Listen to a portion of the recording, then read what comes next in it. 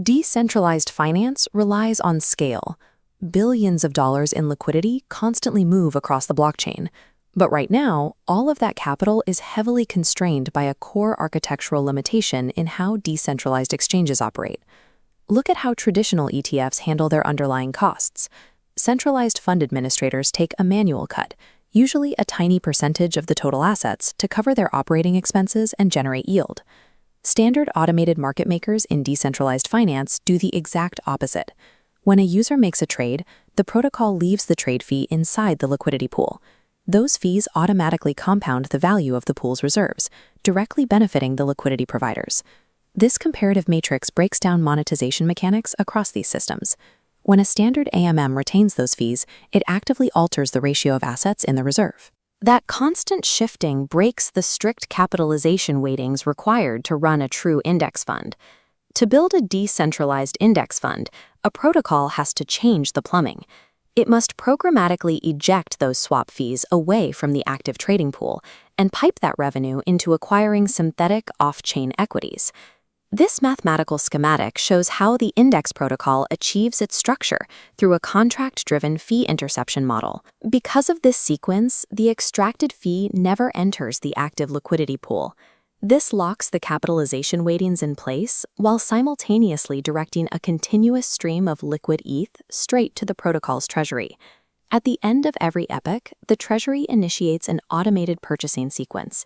It takes that aggregated ETH and converts it directly into tokenized stock distributions on-chain. These distributions operate strictly as synthetic derivatives. Using peer-to-contract architecture, they give holders direct price exposure to traditional markets, though they don't carry conventional corporate voting rights. A prime target for the 2026 index acquisition is synthetic post-IPO SpaceX stock, traded as SSPCX. On June 12, 2026, SpaceX completed its initial public offering at $135 per share, establishing an implied market capitalization of roughly $1.75 trillion. The protocol relies on composite index oracles to aggregate live spot prices from traditional exchanges. This tracking allows the system to capture the massive influx of passive buying triggered by SpaceX's fast-tracked entry into the NASDAQ 100 benchmark. The Treasury also automatically captures other major tech equities. It acquires synthetic NVIDIA through the Synthetics peer-to-contract architecture. It pulls in synthetic Apple, backed by Ondo Global Markets and decentralized Chainlink price feeds. And it integrates synthetic Tesla by tapping into the synthetic STET pool. Through this Oracle-driven pipeline, users gain fractional, 24/7 global access to traditional equities entirely on-chain, completely bypassing the barriers of legacy brokerage infrastructure. All of these synthetic assets are routed to their final destination, the dividend smart contract. To claim them, native index token holders have to navigate a strict set of structural rules engineered to prevent short-term capital extraction. First is the staking threshold. A wallet must commit a strict minimum balance of index tokens into the protocol's locked staking contract to qualify. Second, the architecture enforces time lock epochs.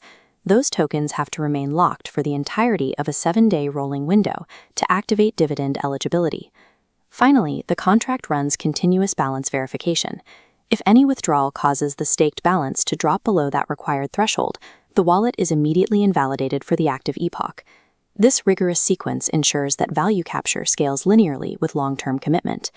If stakers follow the rules, they can programmatically pull their pro-rata synthetic shares directly into their own non-custodial wallets.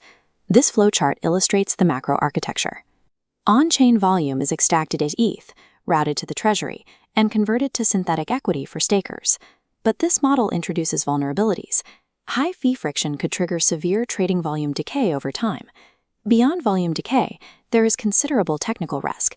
The modular routing architecture, combined with a continuous reliance on external Oracle feeds, creates a highly complex surface for smart contract vulnerabilities. Despite those operational and technical risks, the protocol executes its core mandate. By intercepting fees at the routing level and securing strict asset ratios, it successfully decentralizes the operational flow of a capitalization-weighted ETF directly on the Ethereum blockchain.